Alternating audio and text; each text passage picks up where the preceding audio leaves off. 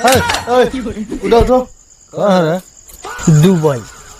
Dubai के मिस्त्री मसाला बना मसाला।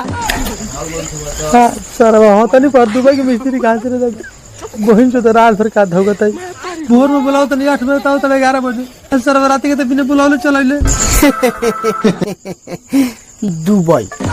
दुबई में ये होला बुलैला पर मिस्त्री ना आवेले बिन बुलैले रात में आ जाले। हाँ सर भाई क्यों तोरा के भेज देले बारे हमरे द्वार पे ही तो मैं तो जान लेके काज छोड़ के दो। दुबई में ये होला मालिक के मिस्त्री सुते ना दे। अच्छा अरे भाग सारा होता नहीं रात पर के काम कराई रे दुबई में काम करावे के पड़े। ओ हिसाब से तुम जल्दी से सीमेंट बालू बनावो आ काम लाग।